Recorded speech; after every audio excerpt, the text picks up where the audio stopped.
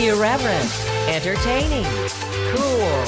You're listening to LA Talk Radio.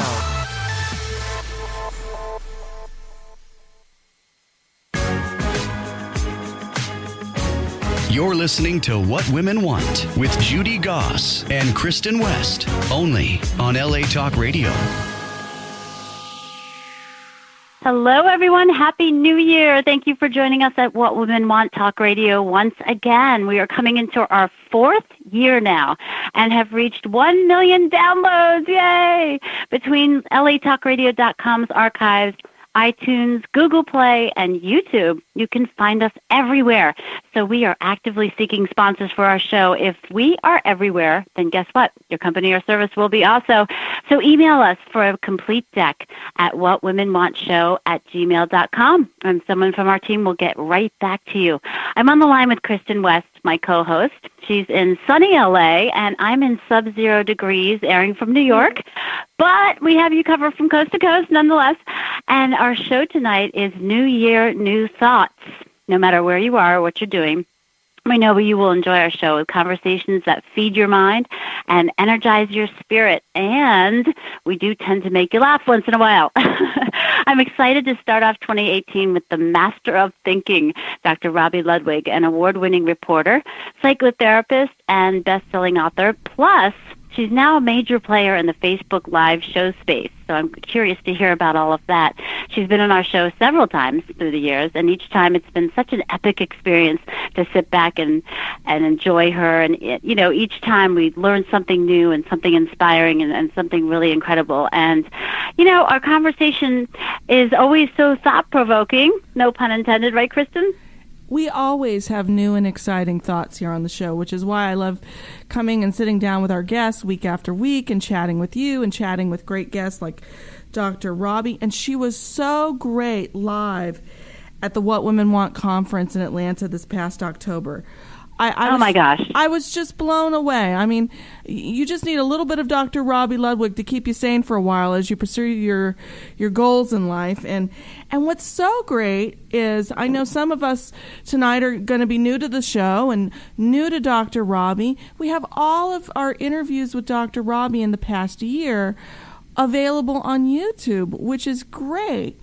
All you have to do is type in Judy Goss on YouTube, and you will find all of our great interviews from last year. And that's so exciting. And I'm sure with the new year, there are ladies out there that are committing to being their best self and having new thoughts, and they've found you. And I think you know, in celebration of the new year, we got to celebrate you, Judy. Tell us more about you, because I know some people don't know your whole story. Well, thank you, Kristin. And also, I wanted to tell you that I am just about to upload, probably going to do it right after the show, Dr. Robi Ludwig speaking at the conference. There's a clip of her in a sizzle reel that we just finished. So I'm very excited. You're on it, of course, because you co-hosted it with me and flew in from LA for the conference in Atlanta. So if you also want to get a little bit more of Dr. Ludwig, you know, besides listening to our show and going on her website that we're going to tell you about in a minute, you can see the video from the conference there, so that's really exciting. Okay, so my background comes from the fashion and publishing worlds. I was a high fashion model with Ford New York before becoming a magazine editor for a few years, and then I couldn't stay away from the front of the camera as a TV host, and now I'm a regular contributor on NBC and Fox. I founded the company What Women Want Networking. Gosh, I actually technically founded it almost 8 years ago now.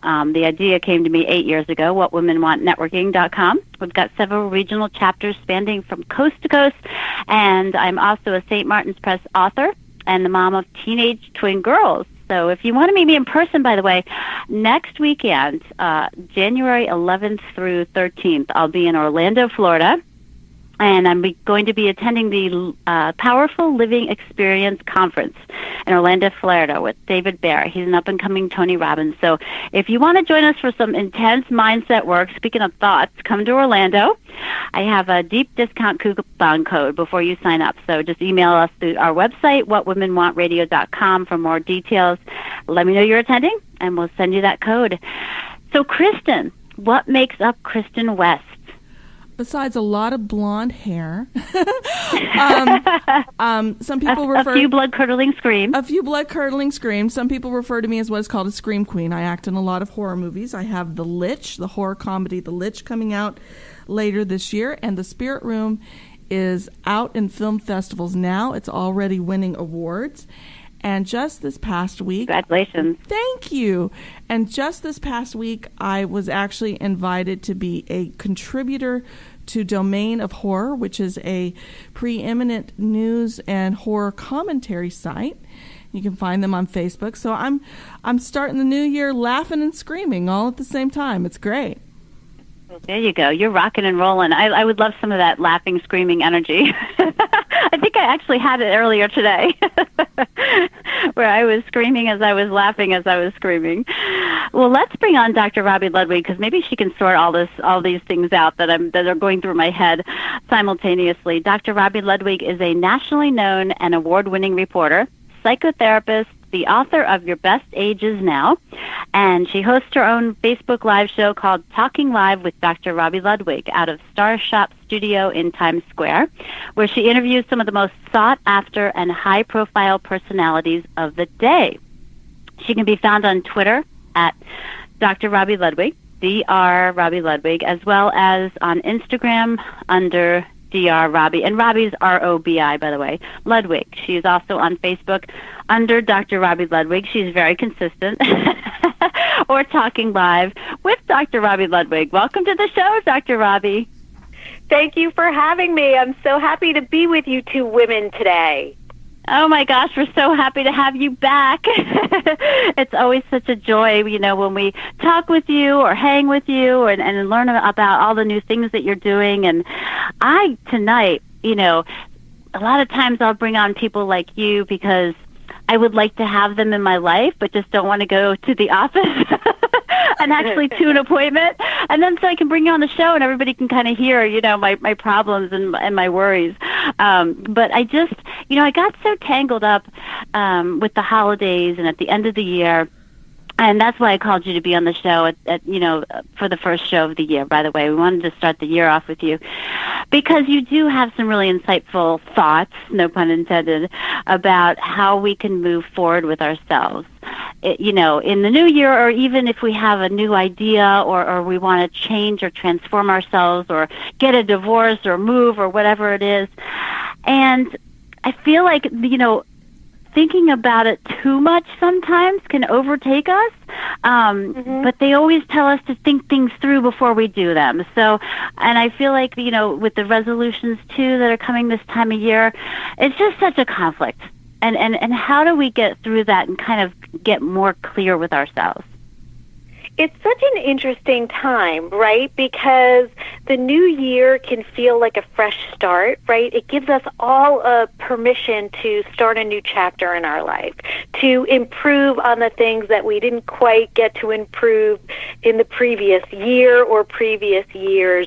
Yet there's a lot of pressure that comes along with that. And I think for some people, there's this feeling, why make a New Year's resolution? They never seem to work out. So what I find is that people really struggle with this desire to become a new and improved version of themselves, and then can become overwhelmed and set themselves up for failure when they think about resolutions that don't come through. So it's that constant battle, and I think that's what you're talking about, the thoughts that go on in our head and get stuck.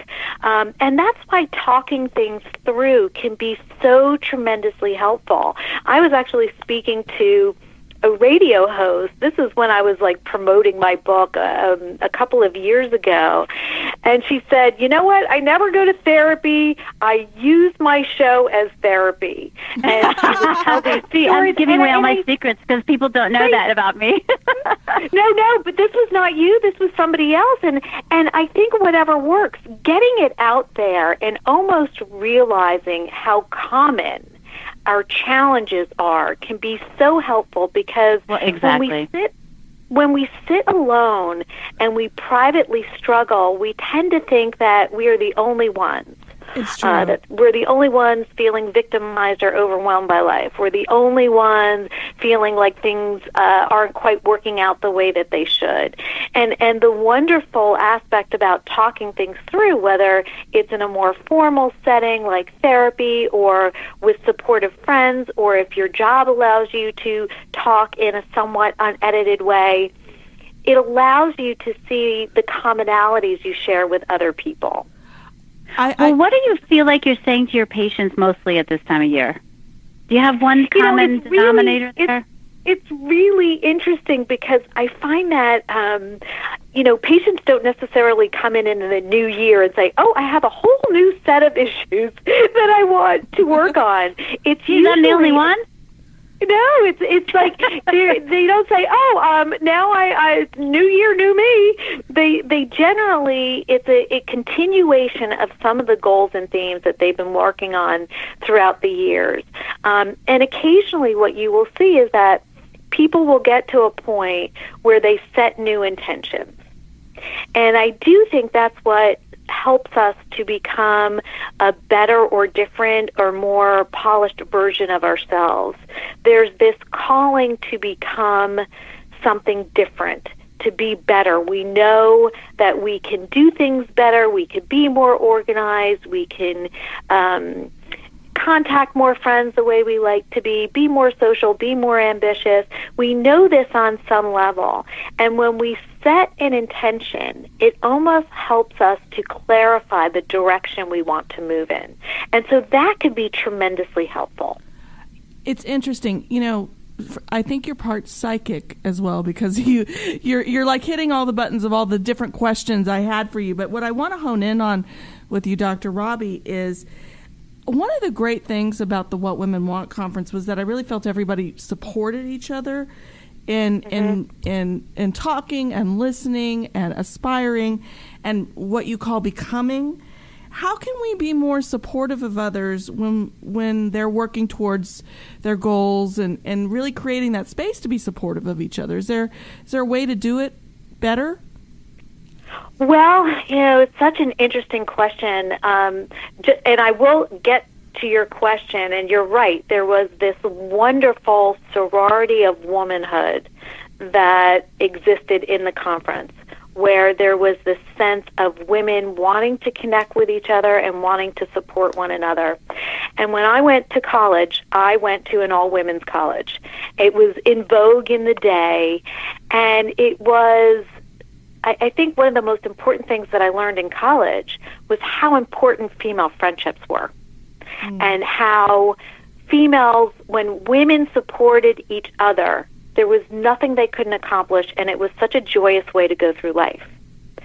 And I carried that with me. I happen to love my female friends and the women who allow other women in their lives really enjoy life more, because women are experiencing life in a more similar way than we are with the other men in our life, right? Because it's a different gender. Doesn't mean that there isn't value in having wonderful men in our life, but women experience a certain kind of similarity. And yet, at the same time, there can be tremendous competition amongst women. So here's my recommendation. First of all, it's really having the idea that there's enough to go around, and that what's meant for you will be for you. And when you know that there's enough room for everybody, and the universe is really always expanding, and that the more successful people you have in your life, the more successful you're likely to become as well. It doesn't diminish your success or well-being. So I think, first of all, it's having that correct mindset that there's enough to go around, that if one person is successful, it doesn't take away from your success, that successful people like to be around each other because they're like-minded and they tend to contribute to each other's well-being and success. And having the idea that other women take away from you is an unfortunate idea. That's not to say that there aren't some women that are not healthy or that are toxic, that are competitive, that have that mindset. But those are not the women that you probably want to include in your life if you want to engage in this sisterhood that can be so tremendously helpful on multiple levels, including one's mental health. I'm just kind of scrolling through my junior high school, college years and seeing this bevy of faces come into my consciousness while you're talking about that. And I think what you were alluding to and explaining is so beautiful that really we can help and support each other. And one thing I always like to say is I always thank God for my worthy opponents when they show up, because ultimately they make me better, because they either teach me how not to be, or they teach me to be better than I thought I could be. And it's interesting, we were talking about how people have this sort of expectations of New Year's resolutions. And there is this statistic out there that says only 8% of people really actually succeed at achieving their New Year's resolution. What kind of mindset do you have to really make that work? Do you have to be compassionate towards yourself? Do you have to be alpha and the Terminator about them? How do people really go about achieving something that seems so elusive? I think one of the issues that happens with failed New Year's resolutions is that people rely on motivation. And that's a very dangerous feeling to rely on, because it can wax and wane so easily. And a lot of our New Year's resolutions are not easily won or easily achieved. They take time. And so we have to really rely on a plan and not a feeling. And we kind of go into this new chapter all excited, or I guess some people do. I guess after a while, if you've had several resolutions and they haven't quite worked out, I think people go into the new year saying, I think I'm going to try a different approach. But that's really the issue. If we rely too much on motivation, then it can be problematic if we don't have a backup plan. Because really, to achieve goals in life successfully, we have to rely on the plan that we have. Now here's where feeling passion towards something can certainly help us achieve our goals, because, when you feel passionate about something, you want to keep going. But there are moments in everybody's life towards a goal where you just want to give up or stop, or you're frustrated, or things are not going as you want, and then people can fall off the wagon, and then how do you get back on?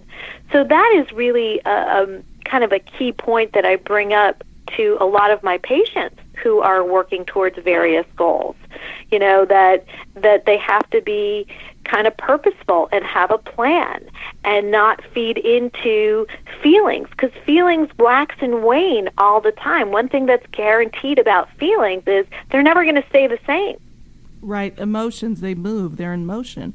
You're absolutely right. They're in motion. Right. You're absolutely right about that. And I love that you mentioned having a plan, because I think, like you said, it's almost a zealotry at the beginning of the year for some people, that they're just, I've got to do this, and I've got to do that, and I've got to do that. And sometimes people tell me their resolutions, and they've got this long list of like 20 resolutions. By the time that they're done reading it, I'm exhausted, and it's not even my resolution. Judy, do you ever I know. feel that way? I told the family the other day, we're going to write down all of our resolutions at dinner, and we're going to go around the table, but we're only going to limit them to 2, because, we've had guests on the show, Robbie, that have said, look, don't pick something that's so big that you're never going to reach, or that, you really can't believe yourself doing, or that it's really going to be hard to achieve, that kind of thing. So, but then when I started, Kristin, as you're saying, I started writing them down. I started writing and writing and writing. And finally, one of my daughters said, Mom, I thought you said 2. And I'm like, but there's so much I want to do. But I was keeping them semi-small. It wasn't like I was, one of them was planning to conquer the world, and then the next was, planning to find out what the reason is behind time and space. I wasn't going into that kind of thing. I was limiting myself. But for my kind of mind, I feel like that there's always something that needs to be done. And that's a problem, I think, in completing steps, like having a plan and completing those steps, right? Well, it doesn't have to be, but certainly the more maybe that goals is why I need someone like you. the more goals we have, the more fractured our time is, right? So it's important to prioritize.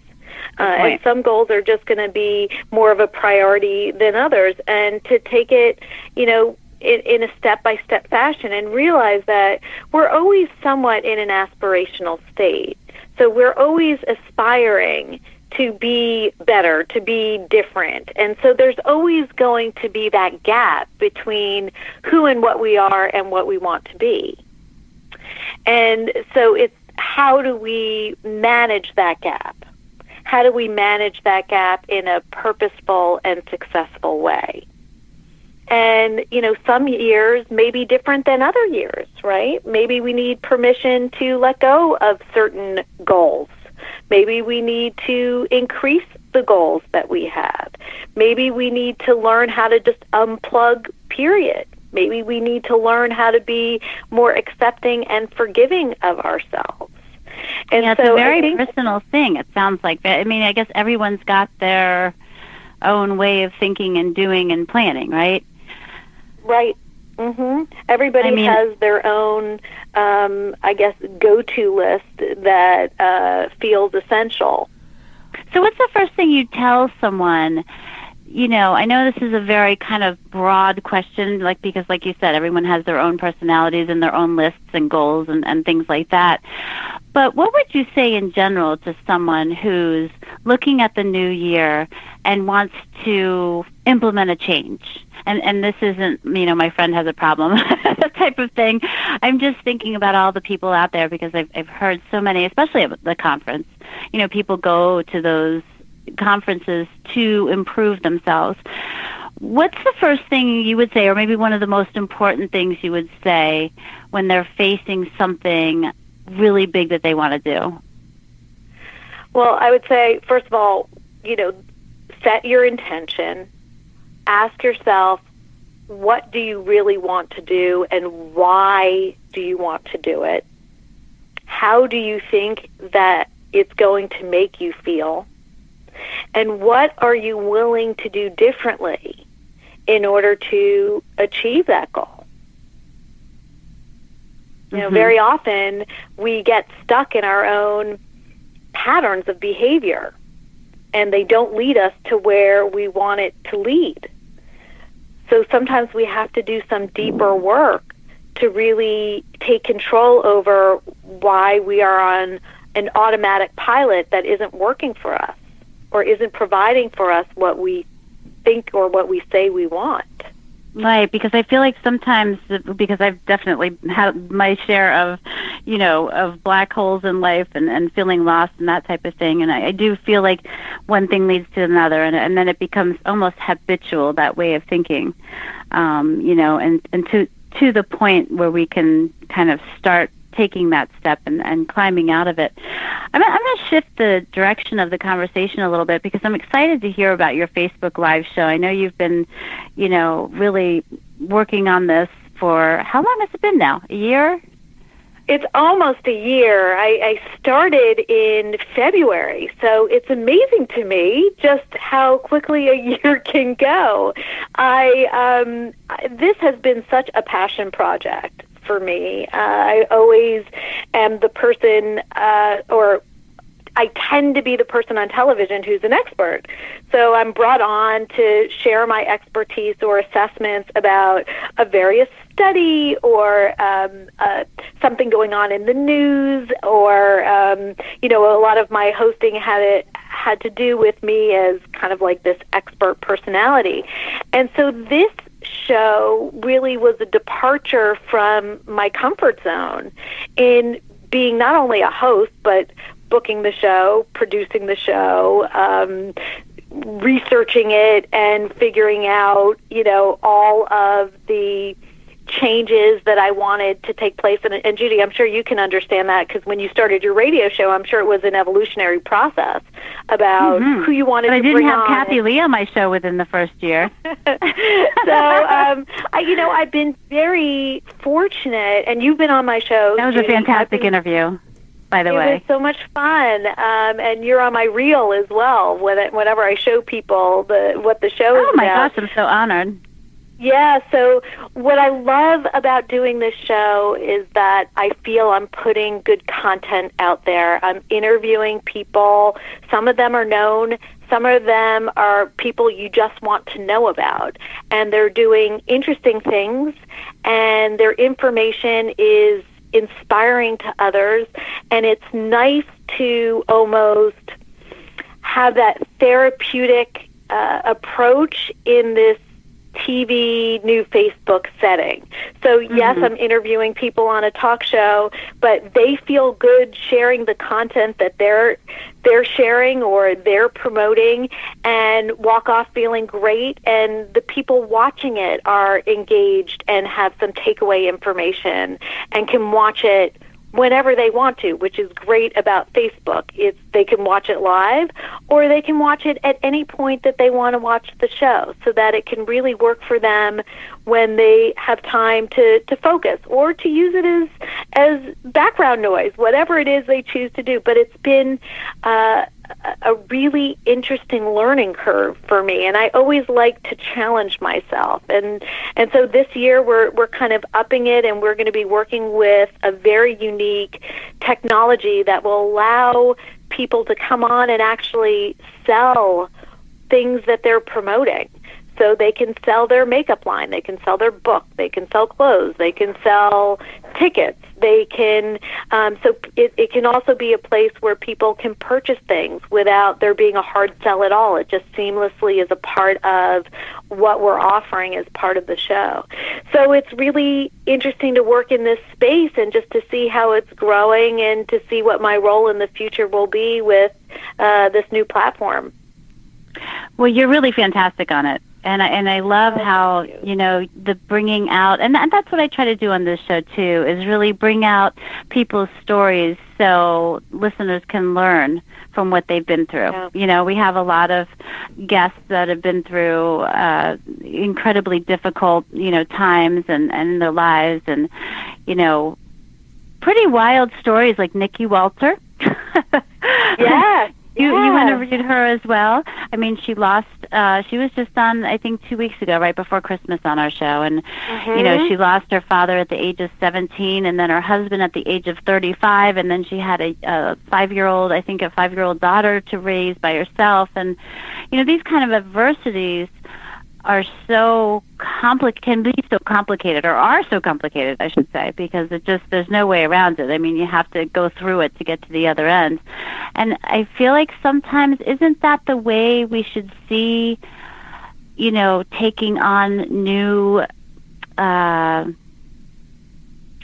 guess, challenges in our life? I know some people out there are thinking, oh, you know what, I'm going to do it this year. I'm going to leave him or her. I'm going to do it this year. I'm going to change my career. I'm going to quit, and I'm going to, take a leap and go off into another career. Isn't that kind of how we should see those types of situations? It's interesting you mentioned Kathy Lee, and when I had her on my show, she spoke about how she doesn't really like the dark times either. Nobody does. None of us do. And yet, if we approach it in the right way, it could be really growth-producing, because really, when you think about it, although success feels fantastic, and it's such a feel-good to feel like you're riding high on all of these successes, it's usually not the time that we're stopping and we're reflecting on what we need to do, right? We're just kind of riding high on our various choices and luck and a whole host of things. And it's really during the darker moments that we stop and pause and think and grow. And so although nobody really welcomes these times because they're painful, usually in retrospect, they could be life-changing. And it's very inspiring to see people who take on these challenges and become better, not bitter, and help others to achieve their various goals. And I guess the nice thing is you never know if you're going to be that person who inspires somebody else. You know, we don't tend to see ourselves in that way. But life is a series of challenges. And I think as we get older, we become more humble, and we realize the luck that's involved in some of the good times, and we understand that bad times are also a part of the process, and that it's all our approach that really helps us get through to the other side and even to thrive in the way that we want to. I think It's during the dark moments where you think and pause and grow. Is that what you said? Yeah. I just want to make sure I get that right for Twitter. Okay, go ahead, Kristin. Well, I think you brought up something. That was really insightful. That's really I think cool. I want to explore this darkness a little bit more, because I think it's, like you said, Dr. Robbie, it is instructive. And I think last year, for various different reasons, was hard on people. And it kind of reflected in demographics in a way, because life expectancy in the U.S. went down for the second year in a row, and two of the biggest factors for that were drug overdoses, the opioid epidemic, and suicides. And do you have any advice for women out there who may be struggling with this, or have a relative or a friend who are struggling with this, to get through this? Because I think it impacts all of us. It impacts us all as a country, and it also impacts us personally. We may know someone. Is there a way that women can be better equipped to handle this? Because I know it's hard for people when this happens. Well, I think that there were several questions in that question. So, you know, if somebody is struggling with a drug addiction, my recommendation is to make an intervention. You know, say that they're struggling and that you will go with them to get help. And for anyone who is struggling with an addiction they feel ashamed about and they don't want to discuss, know that they're not alone, that there is no shame, really. Sometimes bodies just respond to certain things that we take in a way that we wouldn't want it to, and that there is help out there. People do get better. People do get over addictions. People do get better from a clinical depression. Even though it can feel like there's no light at the end of the tunnel, it's a distortion, and to understand that. And I think it's really important. You know, we kind of live in this cultural world that spreads this mythic idea that we need to pull ourselves up from the bootstraps and make things happen for ourselves. And while that can be a wonderful idea, and there is some truth to that, we all need help. And we do need others. We need others during the good times, and we need others during the dark times. And nobody is a one-man band, nor should they be. So my recommendation for anyone who's going through a dark time is to seek out help. Just start with one person and take it from there, that nobody should have to suffer and struggle alone, and that there are trained professionals who are there to help out, and there are people who are friends who are available who want to really help the people that they love get through the dark times. And so I think if we just kind of share and spread this notion that no one's a one-man band and no one should be, and that there are people there to help who want to help, and to just take one step in the right direction is all you need to do to get started, that can be enough. I think that's so important, because people sometimes, like you said, people think they're a one-man band. They think they're alone. They think that they're the only one going through things. And I'm glad you brought that up. I saw that statistic the other day about the opioid deaths and the suicide rate, and it was just we are a civilized country, and I was like, how could this be for 2 years in a row that our life expectancy keeps going down? And knowing people that have gone through that, or have had a loved one pass away because of that, it was just particularly heartrending. And I want to get that advice out there, and I knew you could point us to that good direction to start. And I know a lot of women have been focusing more on self-care. That's something I've been focusing on. And do you have a favorite self-care tip when it all becomes too much? Is there something you do for you? You know what? It's a great question. I'm wondering if my self-care is a little bit addictive, and I don't know how healthy it is. But sometimes I just kind of look on jewelry sites or just kind of look at different sites, and I get artistically inspired. And sometimes it could lead me to buy too much, but sometimes I just kind of zone out in that way. And just sometimes even looking on my Instagram, just kind of zoning out or watching reality TV that I don't have to think about is kind of a fun departure for me, because I'm usually working on so many different projects at the same time. So, that, and I think really connecting with friends, you know, and people I love and enjoy, and keeping my life fun, which is a concept I'm really kind of researching. You know, adding the element of fun really is a break from our daily life in some way. And when we feel that we are enjoying ourselves and having a good time, life doesn't feel like it's disappointing.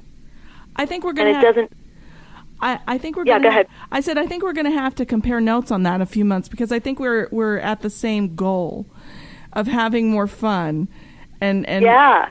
It's Me too. Well, there we go. We're going to have to. You know, we're going to have to. Let me tell you something.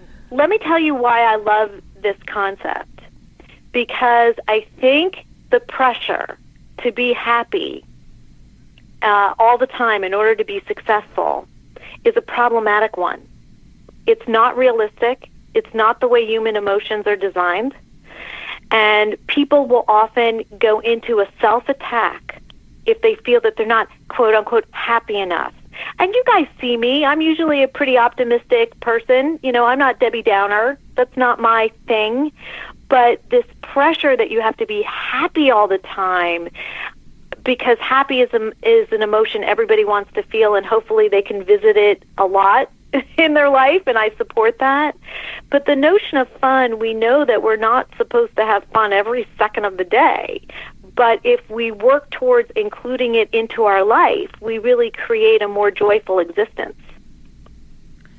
It's true. And I think another thing that you pointed out so beautifully about wanting to zone out every once in a while, Judy's bright and beautiful. You're exceptionally bright and beautiful and know so much about so many topics. And I hang in there with you too.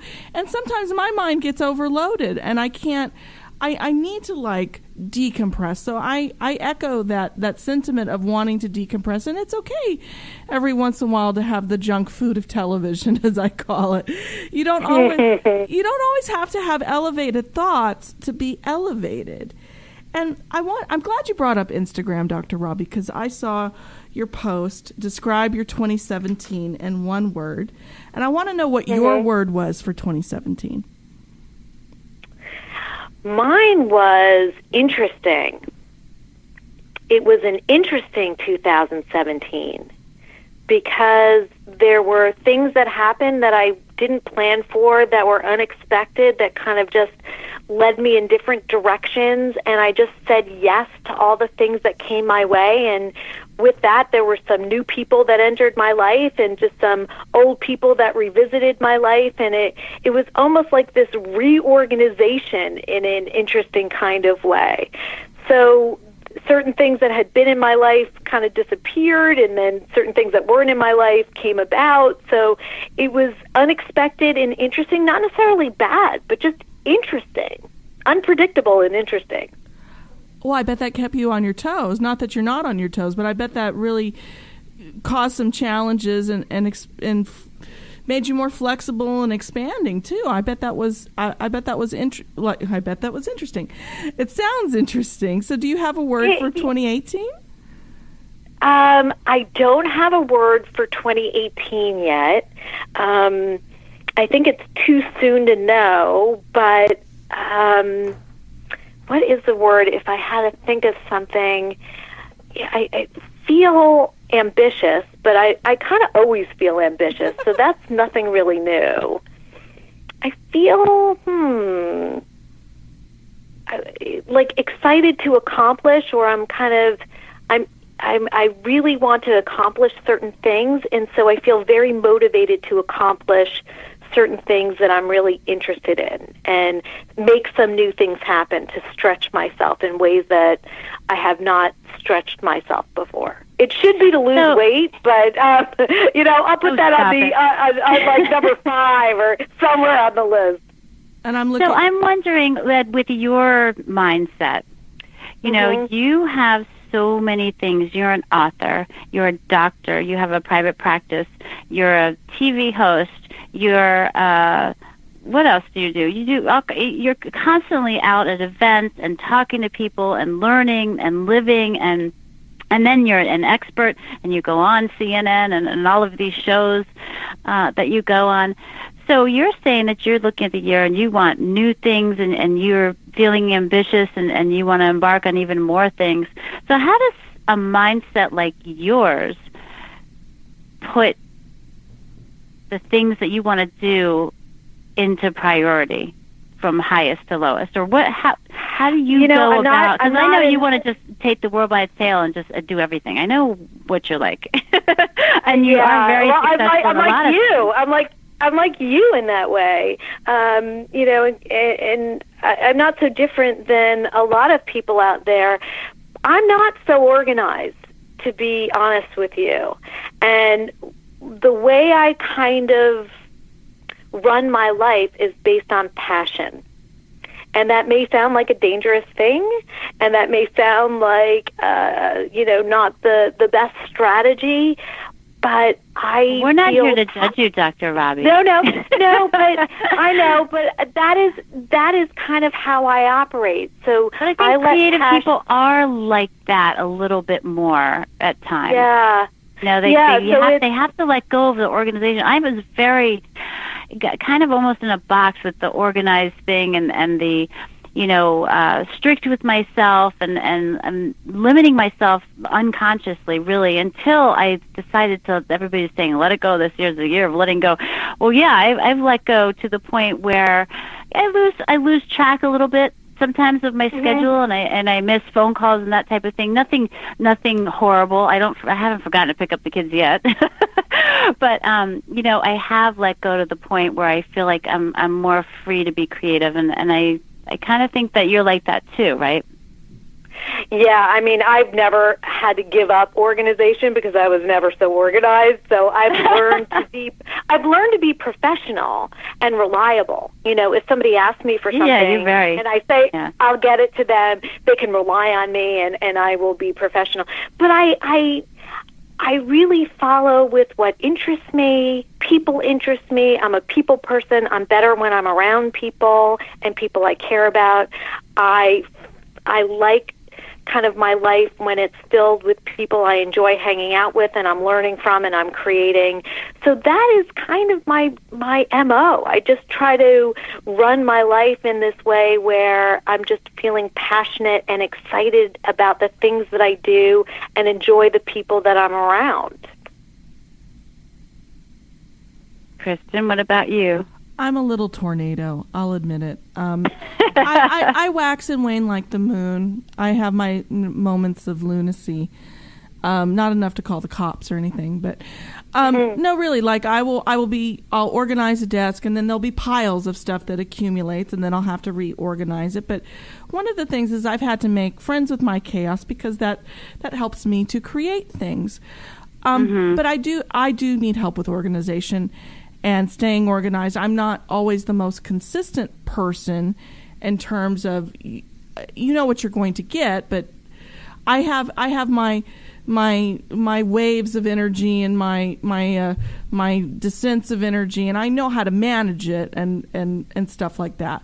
But you do really have to make friends with yourself and know what you can handle and what you can't. And like Dr. Robi said, always a professional. That's me too. I have an on button and an off button. and I know how to turn it on and off when I need to. And I think a lot of women struggle with that because they feel a pressure to keep a perfect home or a perfect whatever, and it depletes them of their creativity and their ability to discover things that may not be so apparent when the mess is kept too tidy.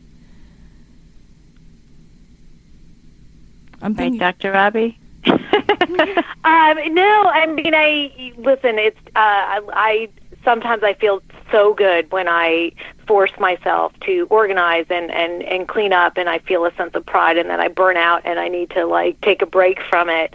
But it is it's not my natural state, so it's something that I need to pay attention to. I mean, I have respect for my family, so I'm not going to be a hoarder where you can't walk in my house, Right. But I listen, I like collecting certain things, so, anybody who, I like clothes, and I like my shoes, and I like my jewelry, so if I'm not getting rid of stuff, things can pile up, so I have to be aware of the things that I'm gathering. And I have to also, there are times that I wish I were a minimalist, but I think as you both were saying, you have to kind of know who you are and accept who you are and work within that. Because if you're constantly bashing how you operate and are at odds with yourself, I don't know if that contributes to moving forward.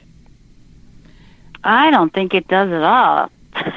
Yeah. I mean, I mean, you're being nice about that one because I think we all do that, at certain times. But I think that's one of the worst things you could do. But as women also, I find that so many of us are so hard on ourselves, including me.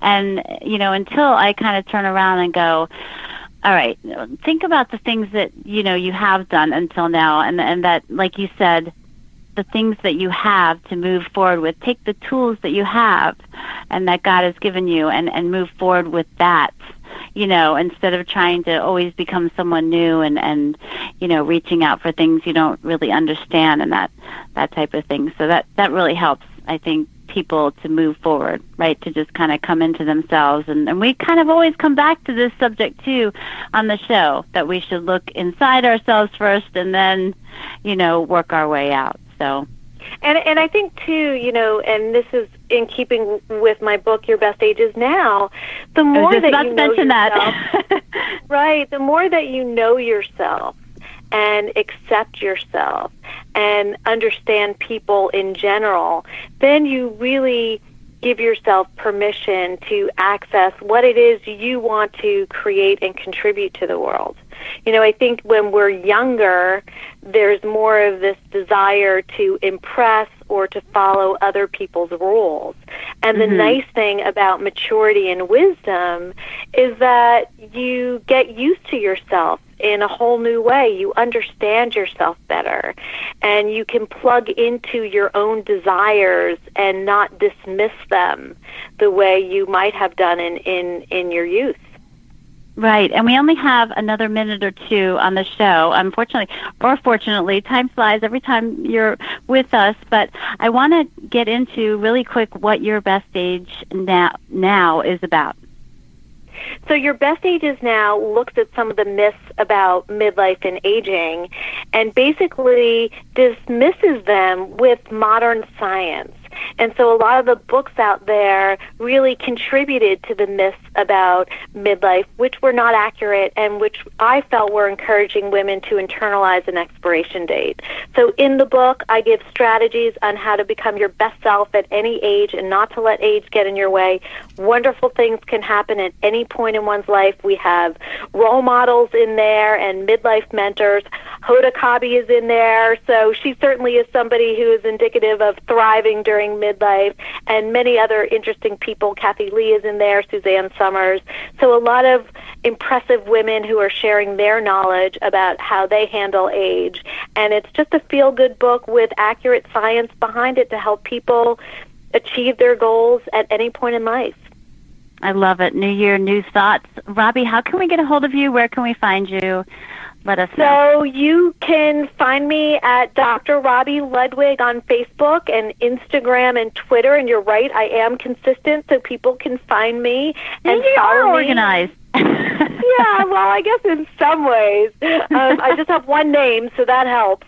And I hope people will check out my show and check out what I'm doing. And if they have questions, reach out to me. I'm always happy to respond to questions and things that people are curious about.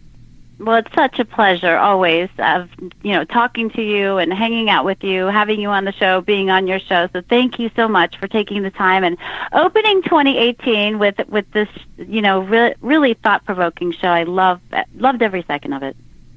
Thank you. And likewise, Happy New Year, guys, and to making 2018 just wonderful in every way.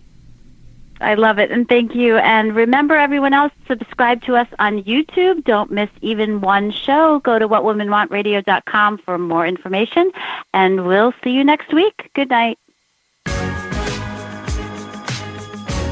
You're listening to What Women Want with Judy Goss and Kristin West, only on LA Talk Radio.